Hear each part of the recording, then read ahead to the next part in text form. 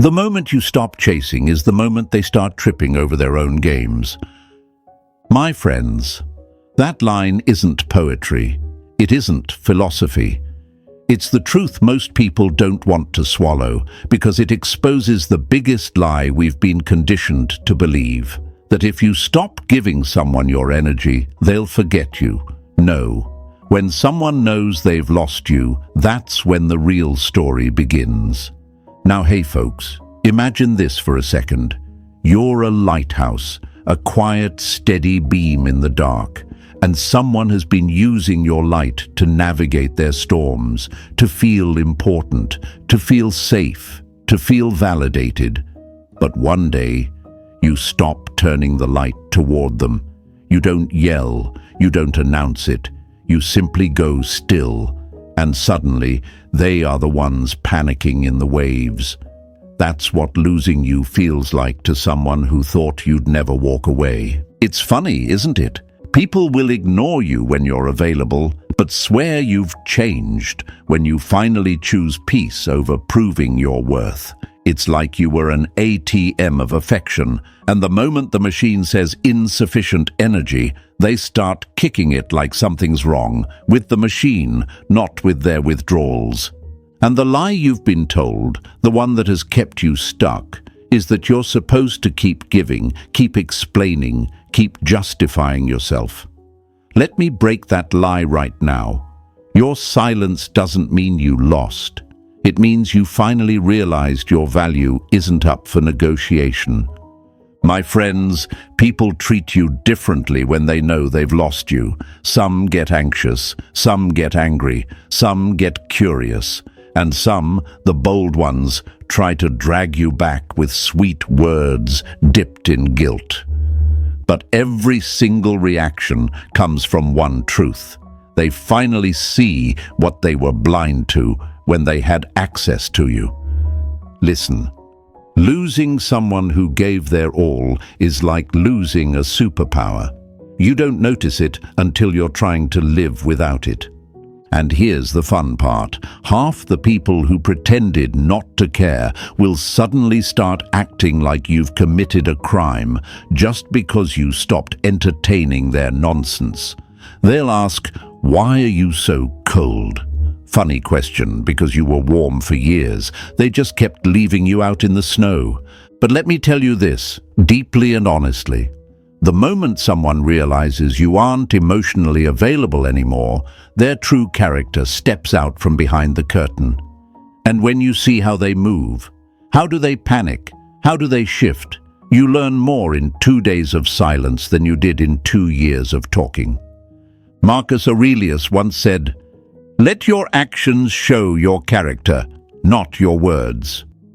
Well, today your action is simple. Choose yourself. Because here's the truth, my friends. When they know they've lost you, it's not your punishment. It's their wake-up call. And when you finally release someone who was draining you, the universe starts moving things toward you that were meant for the healed version of you, not the wounded one. So as you step into this message today, I want you to hold one short affirmation in your heart. I choose peace. Write it in the comments. Let your future self see it. Let it become part of your identity. And stay with me, because what comes next will show you exactly how people behave when they realize you're no longer theirs, and why that shift gives you the upper hand every single time. Number 1. When their ego starts to panic in your silence. The ego screams only when your silence finally tells the truth. My friends, that line hits hard because it's pure reality. Imagine this for a moment. They spent months, maybe years, living inside the comfort you created. They decorated their life with your patience, used your love like free electricity, warmed themselves with your presence like it was endless sunlight. And then one day, you stopped showing up. You didn't slam the door. You didn't burn the bridge. You simply stopped feeding what was draining you. From the outside, everything looks calm, but inside their world, lights start flickering, rooms go dark, Familiar comfort suddenly feels unfamiliar, and that's when their ego starts to panic. They won't admit it out loud. Nope. Instead, they'll tell themselves bedtime stories to escape the truth. I'm okay. It's whatever. I don't care. But behind those lines are questions they can't silence. Did I push too far? Did I take too much? Did I lose something real? Or the defensive twist? They changed. They were too emotional. It wasn't that deep. These questions feel small, but in the quiet, they become thunder. Here's the first lie we break today. Silence does not mean defeat. Silence is a test, a mirror, a spotlight. Your silence is not empty, it's reflective. And when they look into it, they see themselves without the comfort you used to provide. No excuses, no distractions, just truth. And truth is loud in the quiet. Their ego hates that. Ego loves certainty, applause, and control. But your silence, it removes all three. So they scramble, they compensate, they perform. You'll see them posting like they're living their best life, acting extra confident, talking louder, laughing harder. But it's not happiness, it's noise. Noise to drown the echo of losing someone who truly cared. Let me paint another metaphor for you. Imagine they sailed for years using your compass. Your emotional direction kept them steady. Your support kept them afloat. But when your compass goes quiet, suddenly the ocean seems bigger, darker, scarier. Suddenly, every wave looks like a threat. Panic doesn't always look like running back. Sometimes it looks like pretending they're unbothered while checking if you're still watching. They fear two things most: exposure and effort. Exposure because your silence exposes who they are without your emotional support. Effort because fixing the damage requires humility, accountability, and change. And those are things ego avoids like fire. So what do they do instead? They rewrite the story. They blame timing. They blame moods. They blame the way you distanced yourself. Anything but the truth. They lost someone who stood by them longer than they deserved. It's easier to call you too much than to admit they were too little. And here's another lie to break. Choosing silence doesn't make you cold. It makes you clear. You're not punishing them. You're protecting yourself. You're not being heartless. You're being honest. You're refusing to fund emotional chaos with your peace. But why is this hard for you? Because love and habit are tricky. When you walk away, their panic feels like validation, proof you mattered. But the scary truth is they might never say it. They might never apologize. They might never rebuild what they broke. That's the part people fear. You might never get closure. But here's the part you must hear. Closure is not something they give. It's something you claim. Rising from that fear means slowing down, breathing, and letting silence become your strength instead of your fear. When you stop reacting, you start healing. When you stop explaining, you start reclaiming. When you stop chasing, you start choosing. And let me drop a quote here that I want you to carry. He who fears losing control will always lose what truly matters. Lose their access, gain your peace, own this version of you, the one that chooses silence not as revenge, but as self-respect. And now, my friends, I want you to anchor this moment. Write this in the comments. I choose peace. Show them, show yourself, show the world that you don't negotiate your worth anymore. Stay with me, because next we'll uncover how they start watching your life from a distance, quietly, secretly, trying to understand the new you they can no longer reach. Number 2, they start watching your life from the shadows. They don't stop loving your light, they just learn to watch it from a distance. My friends, that sentence lands soft, but it cuts deep. Picture this. They used to live in the living room of your life, windows open, shoes on the couch, using your tea mugs like they belonged to them. Then one day you lock the door and start tending your own garden instead. You don't call to explain, you don't stage a scene, you simply live. But the person who once walked through your rooms like they owned the place doesn't disappear. No, they become a shadow watcher, a quiet spectator of the life they no longer have access to. At first, it looks almost casual. A like here, a view there, but don't be fooled. This slow surveillance is a new kind of pain. It's not bold enough to confront, not humble enough to heal. It's the awkward middle ground where pride and curiosity collide. They'll tell themselves it's harmless. I'm just checking in, they think. But what they're really doing is measuring the space you made without them, counting what they lost in increments that feel like tiny, daily stings. Questions start to nag them in the corners of the night. Who is she with? Is he happy? Did they move on? Did I miss my chance? These aren't simple curiosities. They're the echo of a truth they refused to face when they had you.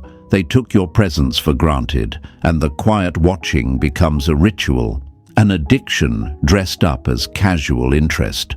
Scrolling becomes their secret gym, where they train to feel close without the effort humility would require. Here's a truth we need to say out loud. Watching from the shadows is cowardice pretending to be nostalgia. They're not brave enough to reach out and fix what they broke. They're not brave enough to change, so they do the next easiest thing. They lurk. They analyze your photos like archaeologists trying to reconstruct a life they once excavated without permission. The irony? The more they watch, the clearer it becomes that your life is not a thing to possess. It's a thing to respect. And that respect is exactly what they failed to give when they were near. Let me give you a metaphor that's plain and true. Imagine they used to borrow your umbrella whenever storms rolled through. It kept them dry. When you stopped offering it, they didn't build their own shelter. Instead, they stood at the window and watched you walk out into sunlit streets with someone else's umbrella, and they felt the cold. That watching cuts because it reminds them they never learned how to hold one for themselves. They will try to rationalize their behavior. I'm only curious. I'm making sure they're okay. But beneath the rationalization lurks fear. The fear of being replaced, the fear of facing the consequences of their choices. Seeing you thrive without them is a slow burning indictment. It whispers that their comfort was your labor, that you gave more than you should have, that their freedom came at your expense. And that guilt? It doesn't want to be loud. It wants to hide behind screens and late-night scrolls. Now let's shatter another lie people tell themselves, that watching you from the shadows is a sign they still care. No, caring would show up differently. Caring would be humility, apologies, consistent change. Watching is the pastime of those who want the warm feeling without the work, the comfort of proximity without the discomfort of accountability. It's emotional freeloading with a polite face. What makes this dangerous is how it teaches you to tolerate being half-regarded. You see someone stalking your life and you think, at least they notice me. That small consolation is a trap. You start to measure worth by how much attention you get, even when attention is furtive and performative. Real value doesn't lurk in shadow following. It stands in the room and tends the garden with you. Rising above this reality means deciding your worth is not a spectator sport.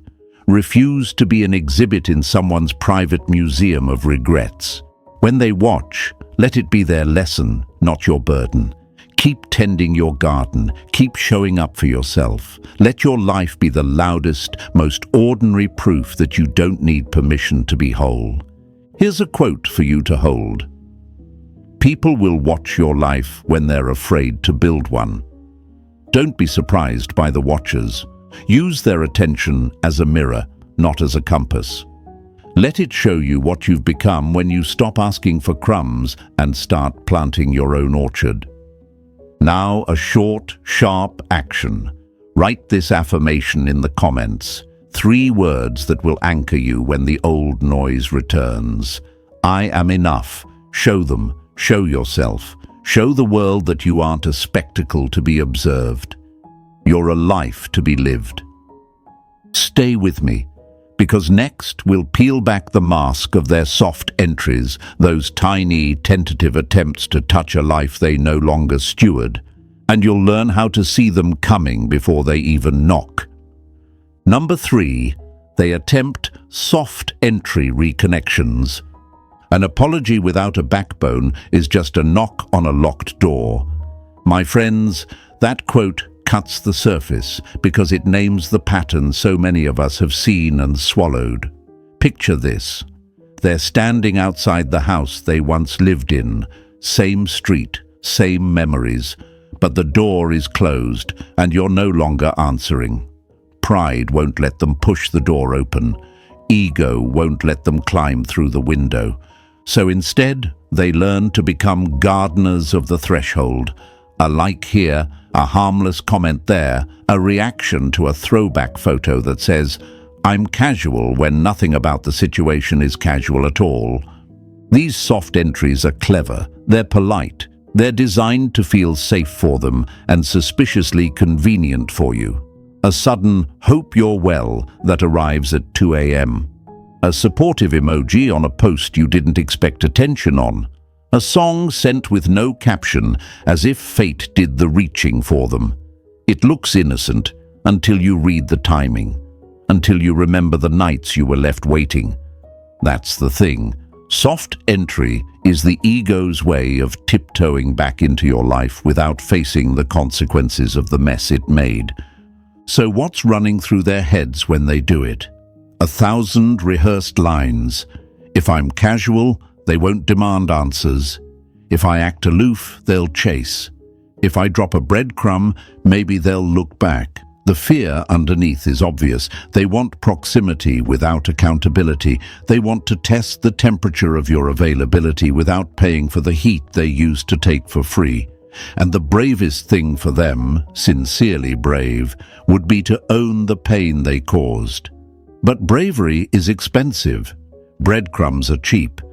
Let me give you a metaphor you'll remember. Imagine they borrowed your favorite jacket for months. It fit them, it warmed them, they never returned it. One day they come by holding it at arm's length like it's a museum piece, and they say, "Nice jacket." That is a soft entry. They admire what they used without apologizing for the theft. They want to be near the warmth again, but not deal with the theft. They want comfort, not consequence. There's also a lie people tell themselves about soft entries. It shows they still care. No, care shows up as consistency. Care shows up as repair. What soft entry shows is permission-seeking disguised as concern. It's the emotional equivalent of peeking through curtains, hoping you won't notice the gaze. Why does this hurt so much? Because it asks you to shrink back into a role that exhausted you. It tempts you with ease. Reply with a smile, leave a like, answer a DM. It flatters the part of you that misses the old rhythm. But remember why the rhythm broke. Soft entries are not bridges. They're traps dressed as invitations. If you step over them, you return to a stage where you are always playing the understudy role, always available, always forgiving, always explaining.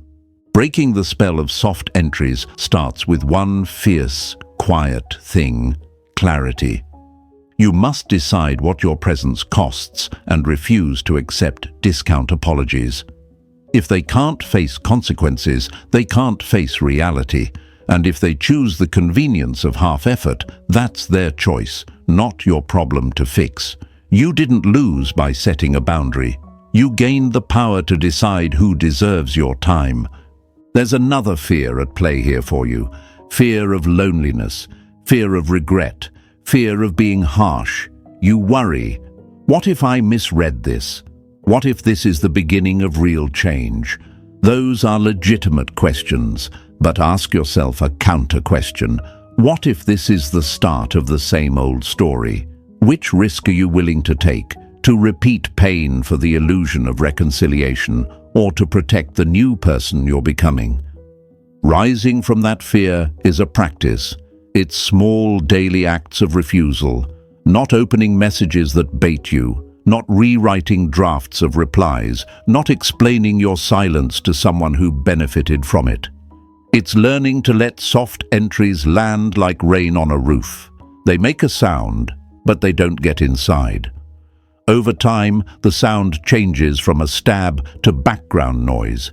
That's where your power is rebuilt. Here's a sharp truth for you. Anyone who returns to collect crumbs was never ready to bring bread. Don't be tempted to argue with that line. Let it live in your bones. If they come with shadows of apology and no work, show them the door they never learned to knock properly. Now I want you to claim the next small, visible victory. Write this affirmation in the comments. 3 words that ground you when old patterns resurface. I am whole. Show them. Show yourself. Show the person you are becoming that you'll accept nothing less than honesty and effort. Stay with me. Next, we'll expose the ways they try to reconstruct the version of you they lost, and you'll see how their attempts are more about them than about the person you truly are. Number 4, they try to recreate the version of you they lost. They don't try to be better for you. They try to be the version of you they once borrowed. My friends, that quote hits like a mirror because it reveals the selfish math behind most comebacks. Picture this. They loved the way you made mornings easier, the way your calm smoothed their chaos, the way your presence turned small days into safe ones. They didn't love the work you did to become that person. They loved the benefits. So when you stop giving those benefits for free, they don't set out to grow. They set out to imitate. They try to copy the outline of what they lost, hoping resemblance reads as repair. Imagine someone who always warmed their hands at your fire. One day the fire goes out. Instead of learning to start a flame, they buy a lamp that looks like yours from the outside. It gives light, sure, but the warmth that came from the way you tended the fire, that's gone. Mimicry is the lamp. Integrity was the fire. They look similar under distance, but up close, the hollowness is obvious. This is why their attempts feel off. They'll adopt your phrases, echo your routines, or suddenly wear the virtues they once mocked. I meditate now, they'll announce. I've been reading, they'll say, like polishing a trophy they didn't earn. They mistake style for substance because style is easier. Substance takes time, humility, and the painful work of facing the parts of yourself you hid behind someone else's kindness. What's running through their head when they try this? Mostly fear and avoidance wrapped in convenience. Fear of being seen as the person who let something rare slip by. Avoidance because true change would require admitting fault, and admitting fault removes the comfortable role of the one who never had to apologize. So they choose the path of least resistance, look reassembled, feel unmade. There's a lie they tell themselves: if I act like the person they loved, they'll come back. But this is not love's logic. This is ego's bargaining. They believe if the exterior matches, the interior will follow. They forget that your evolution was not an outfit, it was practice. You became steady by doing the messy work they were unwilling to do, owning mistakes, learning, and upgrading the way you treat yourself. You didn't become someone else overnight. You practiced being someone who honors their own limits. Imitation skips the practice and expects the result. Why does this feel dangerous for you? Because mimicry can be seductive. At first glance, it looks like growth. You see echoes of what you loved, and your old vulnerabilities stir. The temptation is to give them a second glance, a second chance. But remember, The easiest way to test whether someone's changed is to see whether they still default to old habits under stress. Real growth shows up when it's inconvenient. Real remorse builds even when no one is watching. If they only show newness as a highlight reel, you're watching a trailer, not the full film. So how do you rise above the fear of being fooled? Start with presence. Presence is your truth detector. You watch not only what they say, but what they choose when things get hard. Do they make the same excuses? Do they return to old scripts under pressure? Do they invest time in uncomfortable repair? Or do they just style their life to look better in snapshots? Time is the only real test. Give them distance. Let their mimicry live in the space you've created and observe whether it matures into accountability. Another fear at play here is the fear of having lost possibility. You worry, what if this is the only person who understood me? What if choosing yourself means walking away from a future that could have been? Those are honest fears.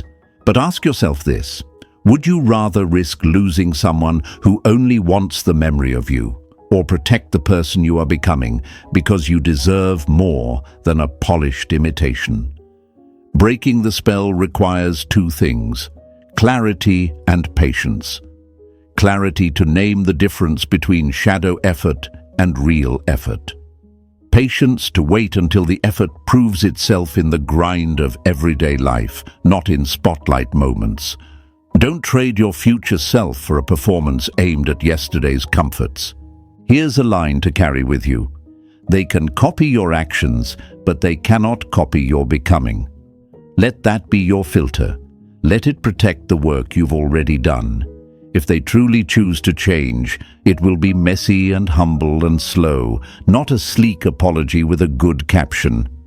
Now anchor this moment. Write these words in the comments.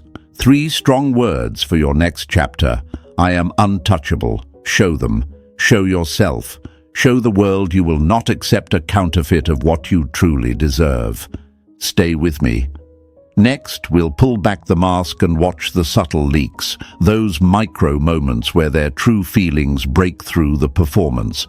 You'll learn how to spot the cracks before they try to patch them with more costume. Number 5, they try to pull you back with familiarity. They'll use the echoes of who you were to whisper themselves back into your life. My friends, let me hit you with that truth first, because it's uncomfortable but necessary.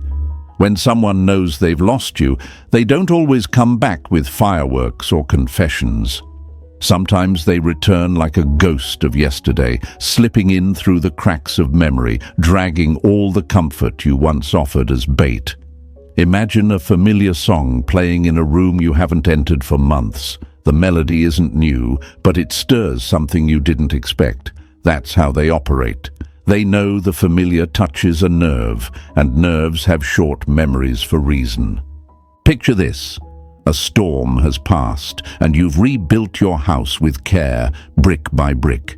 You've learned which walls to reinforce, which windows to leave open for light. Then comes someone knocking at your rebuilt door, holding the same old umbrella you once shared, smiling like nothing changed. The temptation is real. It's subtle, quiet, seductive. They know which strings to pull because they once danced to the rhythm of your life. But here's the key. You've learned a new rhythm, and it doesn't sync with echoes of the past. When they try this, they plant questions in your mind, little, insidious ones that feel harmless at first. Did I make a mistake walking away? Maybe things weren't as bad as I thought. What if I misjudged them? Those questions are like whispers in a dark room. They thrive on doubt, and doubt is the only weapon left to someone who has already lost control. But let's break this lie wide open. Familiarity is not growth. It's nostalgia dressed up as an offer. They are not returning to meet your evolution. They are trying to trick you into stepping backward, into a version of yourself they used to hold hostage. Here's why it's difficult to resist. Familiarity is comforting. It feels safe because it's known. Our brains are wired to crave patterns, to return to what's predictable. That's why even when logic screams, your body and memory pull you toward their orbit. They know this. They use it with precision. A laugh that sounds just like old nights, a phrase you once loved, a memory dropped casually into conversation. It's all a map meant to lead you back into old territory where you were still negotiable. But here's the hard truth, folks. Stepping into that familiarity is stepping backward. It's letting someone pull you into a room where you once felt small, scrambling for approval, searching for love in fragments. You've left that room for a reason. You've built a new house, and every brick is earned through silence, through reflection, through refusing to chase someone who treated you as optional. They do this because pride is fragile and loss is loud in ways they can't bear. They'll dress up apologies in memory, hope you'll see them through the lens of what was instead of what is. They think they can reclaim you with echoes instead of effort. They underestimate the strength that grows in absence. But that strength is quiet, grounded, unstoppable. And it isn't fooled by costumes, by recollections, or by rehearsed charm. My friends, the temptation to give in is real, but ask yourself, do you want the person who loved your presence, or the person who loved the version of you they once borrowed? Do you want the person who evolves alongside you, or the one who only shows up to relive old patterns? Familiarity without growth is a trap. It's a mirror showing yesterday's self and expecting today's self to bow. You've stepped out of that reflection. You've stepped into the sun, into a version of yourself that can feel, choose, and thrive without negotiating for scraps of attention. So what do you do when the pull comes? Observe. Let the nostalgia wash over you like a wave, and then notice that it doesn't move you anymore. Your foundation is solid, your boundaries are reinforced. Recognize the difference between presence and performance. If they truly have changed, change will be persistent, humble, and uncomfortable. If they are playing with echoes, it will feel effortless, shiny, and conveniently timed. Just like a ghost visiting a familiar place that no longer exists. Here's the affirmation for this stage, my friends. Write it in the comments and repeat it to yourself. I am unshakable now. Let that energy anchor you. Show yourself you won't fall for the lure of yesterday. Show the world you respect your growth too much to regress. And stay with me because next we'll uncover the subtle tactics they use when absence becomes unbearable, the small traps, the micro-manipulations, and how your silence continues to dismantle their ego without you ever lifting a finger. This is where clarity meets courage and awareness becomes armor. Stay alert, stay grounded, and watch how the story continues to unfold. Number 6. They start watching you more than they ever appreciated you. People notice your value the loudest when they no longer have backstage access to your life. My friends, let that sink all the way in. Because when someone knows they've lost you, they don't always chase you, call you, or show up with roses. No, that would require accountability.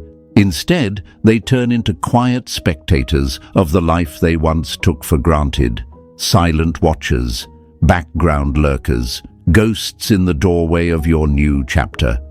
Imagine this. You used to hand them front row tickets to your world. They saw your heart without filters. They knew your fears, your dreams, the way your voice changed when you were excited.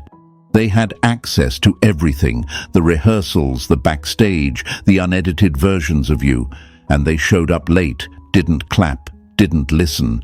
But now that you've closed the curtains, now that you're performing for your future instead of for their validation, suddenly they're sitting outside the theater, ear pressed to the door, hoping to catch a sound of the life they dismissed. This is how it starts. They check your social media more than they ever checked on you. They view your stories but pretend not to care. They ask mutual friends things like, "So, how are they doing?"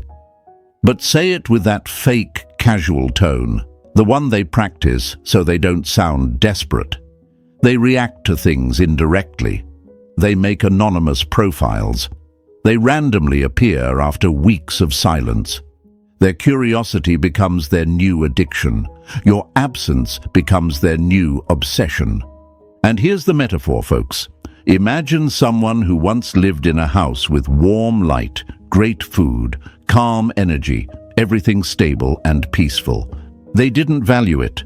They slammed doors, left messes, and didn't appreciate the comfort. So you changed the locks, renovated your space, and turned the house into something beautiful again. Now they're standing outside the window, watching the glow they never took care of. They don't want to enter. They want to remember what it felt like to be inside. Why do they do this? It's not love, not yet. It's fear mixed with realization, fear of being replaced, fear of seeing you happy without them, fear of witnessing your glow evolve into something they can't reach anymore. And realization, the uncomfortable one, that you weren't the problem. You weren't clingy, you weren't emotional, you weren't too much. You were giving them 100 chances and they were giving you excuses. Now the script flips. Now you're silent, growing, focusing on yourself, and that silence is deafening to them. They can't control it, can't predict it, can't manipulate it. So they watch instead, quietly, obsessively, secretly hoping you'll slip, crumble, or message first. But the new version of you, the one who healed, reflected, and moved forward, you don't break under pressure, you break old patterns. Let's break another lie, they tell themselves. I'm just curious. No, my friends, they are not just curious. They are bothered. They are unsettled. They are confused by the strength of the person who used to bend for them. They are checking if you're still affected, still waiting, still in orbit. Watching you is their way of trying to feel relevant again without doing the work required to return with respect. But here's the twist. Watching doesn't give them access.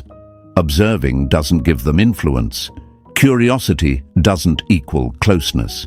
You can see the light through a window, but you can't feel the warmth unless you're invited inside. And you're not inviting people who treated your heart like a convenience store.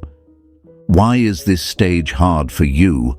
Because deep down, part of you wonders, are they watching because they care? Does this mean they miss me? Should I respond? Should I give them a chance? Those thoughts are natural, but they're also dangerous, because someone watching you doesn't mean they want to grow with you. Sometimes people want to feel connected without doing anything to deserve connection. Don't confuse attention with intention. Don't confuse curiosity with commitment. Don't confuse regret with change. My friends, when someone observes your life from the shadows, it means your light still affects them. But your light is meant to shine forward, not backward. You don't dim your glow so that someone who walked away feels comfortable again. You don't shrink so someone else can feel tall. You don't slow down so someone who didn't value you can catch up without effort. No, they either rise and do the work, or they stay in the viewing section, quietly realizing what they lost. And this is where your power grows. When they watch and you remain unbothered, silent, focused, grounded, that's when your transformation becomes real. You're no longer reacting. You're no longer explaining. You're no longer waiting. You're simply becoming. And nothing is more intimidating to someone who once had access. Write this affirmation in the comments, my friends. I move forward boldly. Show them. Show yourself. Show the world you don't shrink for familiar eyes. Stay with me, because next, we're going into the moment where watching isn't enough for them. The stage where they break their silence, where they attempt a return, not out of love, but out of panic. And that's where your true strength will be tested. Number 7. They start testing your boundaries. Nothing rattles a person more than realizing you've built walls they can't climb. Folks, let's not sugarcoat it. This is the stage where the ego meets reality.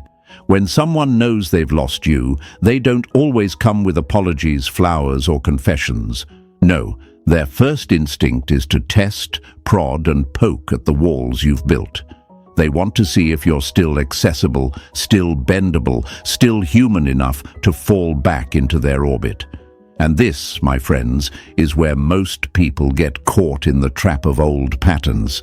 Imagine it like this. You've spent months building a fortress around your heart, brick by brick, layer by layer. Each brick is self-respect. Each layer is a lesson learned.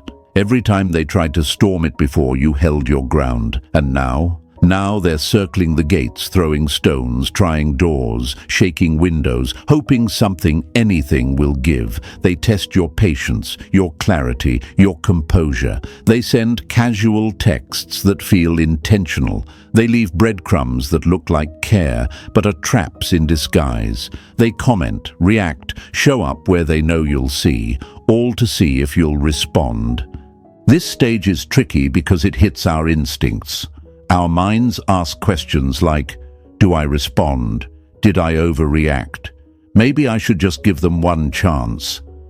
Those thoughts are natural, but they're also dangerous because someone testing your boundaries isn't testing love or connection. They're testing control.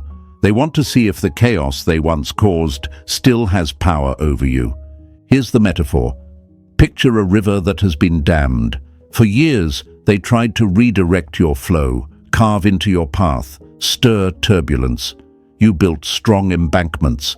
Now, instead of creating a new path themselves, they toss rocks, hoping the river will spill over. But the river doesn't yield.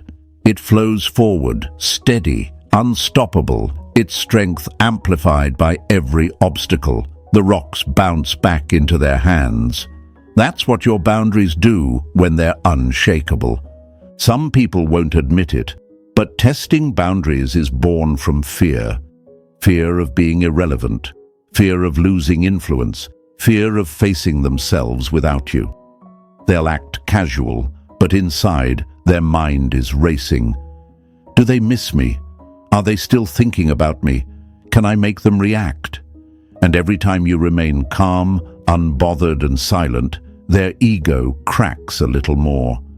The realization hits them quietly, painfully, that the person they once dismissed isn't optional anymore. But here's the hard truth. It's not easy to withstand this stage.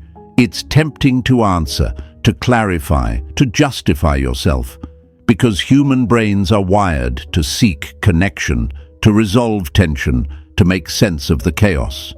You might feel the pull. Maybe if I just explain, they'll stop. Maybe if I respond once, it'll be over. That's exactly the trap they rely on. That's exactly what they hope for.